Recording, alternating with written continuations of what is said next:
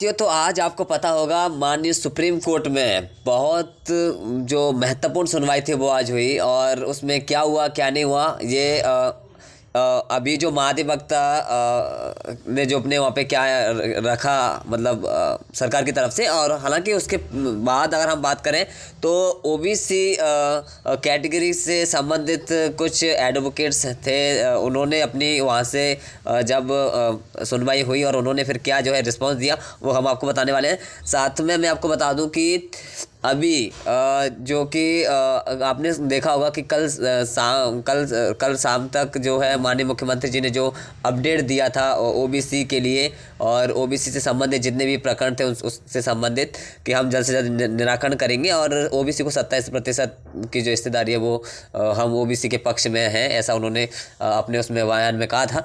तो साथियों आज जो है क्या हुआ है, क्योंकि आज की इस सुनवाई का बहुत से लोगों को इंतज़ार था और क्या जो है निकल कर आया। मैंने क्योंकि ओबीसी महासभा का इसमें बहुत बड़ा जो है भूमिका रही है, बहुत बड़ी भूमिका रही है। साथ में ओबीसी महासभा के कुछ संगठन के कुछ पदाधिकारी हैं जिनसे मेरी दोपहर में 3-4 बजे चर्चा हो गई थी। हालांकि उस समय मैंने आपको अपडेट जो अब नहीं दे पाया था क्योंकि मैं भी अभी फ्री हुआ हूं, तो मैं अभी आपको देने जा रहा हूं।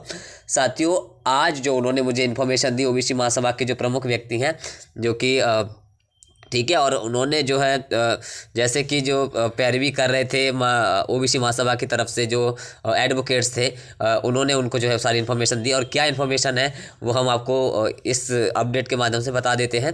और हालांकि मैंने अपने फेसबुक पे, अपने इंस्टाग्राम पे और अपने इसी मतलब यूट्यूब पे उसमें जो है पोस्ट किया था, मैंने इन्फॉर्मेशन दी थी कि आधे से ज़्यादा जो याचिका हैं वो सरकार ने वापस ले ली है।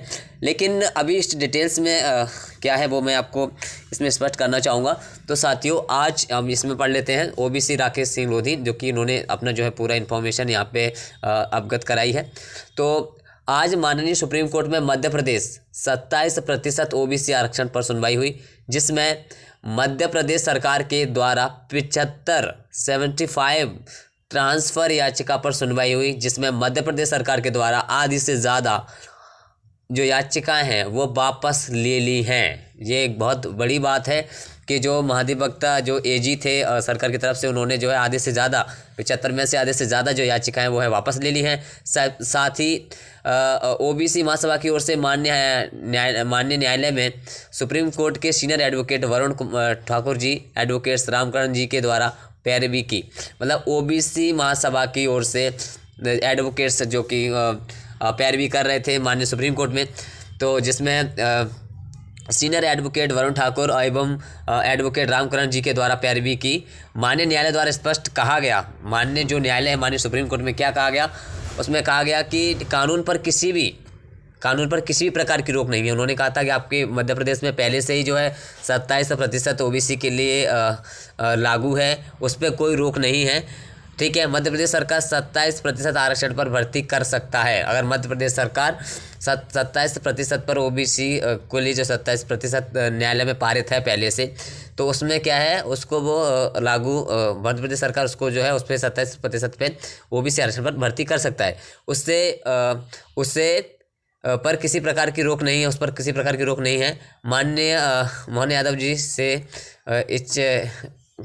इच्छा दिखाई और 27% की प्रक्रिया होने दीजिए। मतलब तो पूरी तरीके से अगर कहा जाए तो ये बिल्कुल ऑथेंटिक इन्फॉर्मेशन है। यही बात मैंने आपको एक छोटे से कम्युनिटी में मैंने ये इन्फॉर्मेशन डाल दी थी दोपहर में 3-4 के लगभग, तो 3-4 बजे के लगभग डाल दी थी। तो ये इन्फॉर्मेशन है पूरी तरीके से। तो आधे से ज़्यादा जो याचिका हैं वो गवर्नमेंट ने माननीय सुप्रीम कोर्ट से भी वापस ले ली हैं।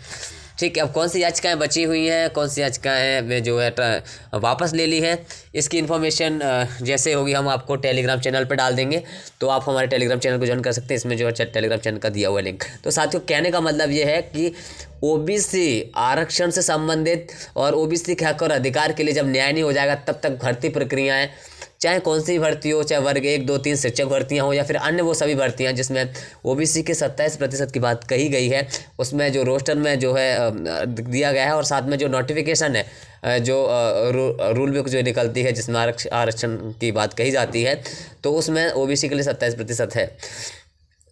ठीक है साथियों, अब क्योंकि सबसे बड़ा सवाल ये था कि कल जो है माननीय मुख्यमंत्री जी ने जिसको जो क्लियर किया था कि हम ओबीसी के 27% के पक्ष में हैं, हम ओबीसी को 27% चाहते हैं, और उसके साथ साथ जो भी माननीय सुप्रीम कोर्ट न्यायालय का जो भी डिसीजन होगा वो हम मान्य करेंगे। और साथ में ये भी कहा गया था कि हम अपने जो है एजी से जो है बात करके इसको जल्द से जल्द इस चीज़ का निराकरण हो, जल्द से जल्द सुनवाई हो इस पर भी।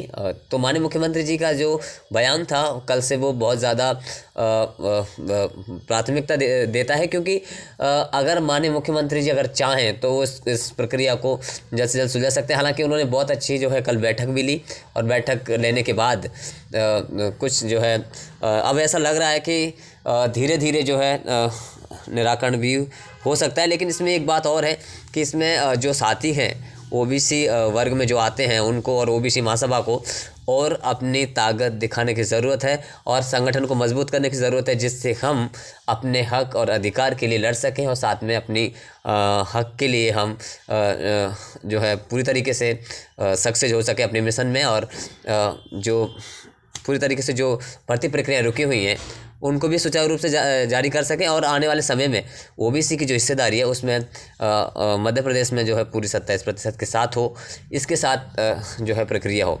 तो साथियों फ़िलहाल ये बहुत बड़ी इन्फॉर्मेशन है। तो अब साथ में मैं यही बाकी साथियों से कहना चाहूँगा कि मुख्यमंत्री जी ने जो दिया ओबीसी पक्ष में जो बात कही वो काफ़ी मायने रखती है, और उसमें काफ़ी पॉजिटिव पॉइंट भी हैं। और साथ में मैं कहना चाहूँगा अपने शिक्षक भर्ती अन्य सभी भर्तियों के अभ्यर्थियों से कि आप सबको है जो कि ओबीसी महासभा का है जो है साथ देना है, और ओबीसी महासभा के इसमें भी बहुत सारे वो हैं।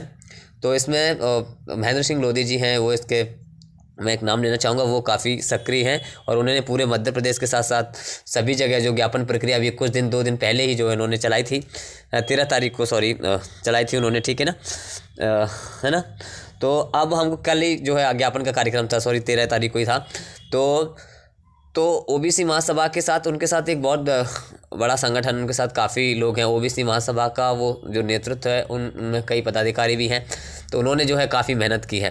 तो साथियों हमें उनका जो है साथ देना है ना, और सभी को पूरी तरीके से मेहनत करनी है, सबको इकट्ठा होना है। और ओबीसी महासभा के बाकी पदाधिकारियों से भी मैं उनसे चर्चा होती रहती है, तो उनसे चर्चा करेंगे। और जब भी कोई इन्फॉर्मेशन होगी, जब भी कोई ओबीसी महासभा कोई बड़ा प्रोटेस्ट या बड़ी कोई अपनी मांग रखने की कोशिश करेगी, या कोई भी ऐसा जो है रखा जाएगा, तो उसकी इन्फॉर्मेशन हम आपको जल्दी देंगे। लेकिन जल्द से जल्द निराकरण हो, जल्द से जल्द ओबीसी की हिस्सेदारी का फैसला हो, और साथ में जितनी भी भर्तियाँ रुकी हुई हैं 13% में, तो उनकी जो है भर्ती प्रक्रिया वो चालू जल्द से जल्द हो। तो इसके लिए हम सभी को उनका जो साथ देना है, और सभी ओबीसी वर्ग में जितने भी अभ्यर्थी आते हैं कि किसी भी भर्ती प्रक्रिया से जुड़े हों, चाहे शिक्षक भर्ती हो, चाहे वर्ग 1, 2, 3 हो, या फिर पुलिस भर्ती हो, या फिर अन्य वो सभी भर्तियाँ जिसमें ओबीसी को 13% होल्ड किया गया है, और साथ में 27% के लिए सामाजिक तौर पे सभी ओबीसी वर्ग को जो है इसमें साथ देने की ज़रूरत है। और सबको जो है बहुत ही जल्दी अपने संगठन में मजबूती दिखाने की ज़रूरत है, तभी जाके जो है निराकरण होगा, और जल्द से जल्द हो। इसके लिए सबको थोड़ा सा जागरूक और मोटिवेट और एक्टिव होने की ज़रूरत है। तो मैं सभी से निवेदन करना चाहूँगा कि एक बार आप फिर जैसे याचिकाएँ जो है वापस ली गई, इसका एक पॉजिटिव पॉइंट भी है कि कहीं ना कहीं बाकी जो याचिकाएँ हैं उन पे भी जल्द से जल्द जो है निराकरण हो, और जल्द से जल्द हो, मतलब क्योंकि अब इतना शोषण अब हद से ज़्यादा है, क्योंकि काफ़ी समय हो गया है इस चीज़ को। तो सभी को धन्यवाद, जो भी इन्फॉर्मेशन थी मैंने आपको अवगत कराई। लेकिन फ़िलहाल आज तक की जो हम पद वृद्धि की जो मेहनत कर रहे थे, और हर चीज़ की जो मेहनत कर रहे थे, उसका सबसे बड़ी एक जो बात थी वो था इस समय से भर्ती प्रक्रिया का बीच में ओबीसी आरक्षण की वजह से रुकना, और ओबीसी को हिस्सेदारी न देना, और साथ में ओबीसी अभ्यर्थियों को होल्ड करना, ठीक है। इसलिए हमारी सारी जो मेहनत है पद वृद्धि की वो व्यर्थ हो गई, और उसका कोई अर्थ नहीं निकल पाया, है ना। लेकिन अब यही है कि अब हमको अपनी जो हिस्सेदारी पे पूरी भूमिका निभानी है, तब जाके हमारे जो पद होल्ड हैं वो अनहोल्ड हो जाएं, और साथ में ओबीसी को 27% की हिस्सेदारी मिले। तो अब सब जैसे भी कुछ ओबीसी महासभा की तरफ से कोई इन्फॉर्मेशन होगी हम आपको जल्दी अवगत कराएंगे। सभी लोग एक्टिव रहें, और मैं चाहता हूं कि जल्द से जल्द न्याय ज़रूर होगा, अपने हक और अधिकार में हम जरूर जीतेंगे, और ज़रूर ओबीसी की जो इतनी बड़ी आबादी है उसको न्याय ज़रूर मिलेगा। बस हमको दिखानी है तो जागरूकता, और अपने को एक्टिव होने की जो प्राथमिकता है वो अपने आप को रखनी है। जब हम एक्टिव होंगे तभी जाके कुछ होगा, ठीक है, क्योंकि बिना बिना अपने हक अधिकार के लड़े कुछ नहीं मिलता है। और वो अधिकार जो हमें मिला है वो जो भारतीय संविधान से मिला है।